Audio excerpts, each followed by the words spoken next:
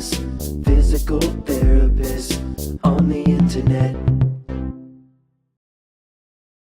Hi folks, I'm Bob Shaw, physical therapist. Brad Heineck, physical therapist. Together we are the most famous physical therapists on the internet. In our opinion, of course, Bob. This is going to be a short video. We're just going to show you how to make the bed when you have back pain or sciatica. The first thing you should keep in mind, you have to determine whether or not this is a vital task in your day. Right. Because honestly, when you're trying to calm things down, you're trying to avoid the pain makers in your life, you want to avoid things that you don't necessarily have to do.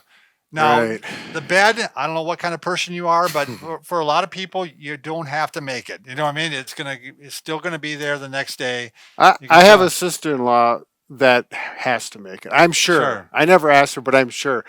Myself, my wife can do it. Yeah. But actually, you know, it's not that big a deal. If it's a matter of getting your back or your sciatica flared up or not, Right. that's what you got to keep in mind. You want to avoid it. It's not worthwhile doing because actually making a bed is actually hard on your back, especially if you do it incorrectly. So the first thing you want to do is you want to make sure no matter what you're doing with the bed is that you're avoiding that rounded out slouch position because a lot of people do this. Right. They're rounded out. Their back it's causing the back to bulge. The disc to actually bulge or herniate more. Right, right. So, Brad, do you want to give me a booyah stick? Oh, absolutely, Bob.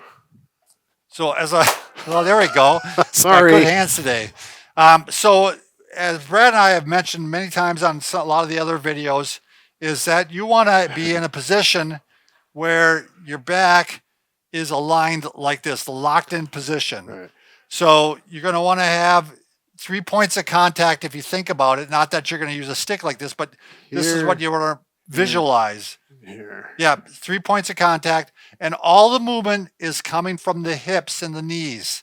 The movement's not coming from the back. The back's locked in like it's in a cast. Right, because here's the injured area with the sciatica, even though you feel it down your leg. This is what we want to keep in that locked in position so you don't, injure it, re-injure it, or make it worse. Right. So it's whether you're bending forward or you're bending down. Either way, you want to keep it in that locked in position. So now I visualize that, the stick's in place. Yep.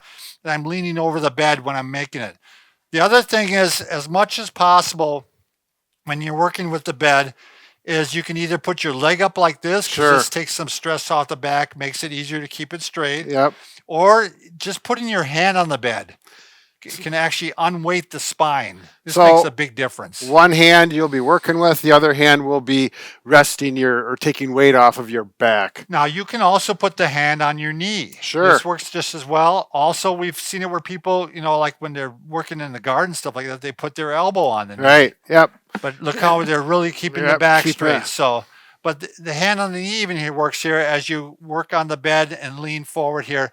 Again, it doesn't take very long for your back to get sore when you're bending forward like this. Right. I mean, I think everybody sees that. So anything else we want to add to this, Brad? I think that's about it, right? I said the only thing you could maybe tighten up your stomach a little bit too when you're doing this. Right, and we do cover that clearly on another video in the series, but it's a good to mention. Good. Right, it's always a good reminder that when you lean forward, go ahead and tighten up the abdomen because that kind of splints the spine too. Right. So get your posture, arch the back, lock it in, tighten it up, and then work your job as needed. Yep. So again, number one takeaway is avoid making the bed if possible. Right. So, there you go. all right. Thanks.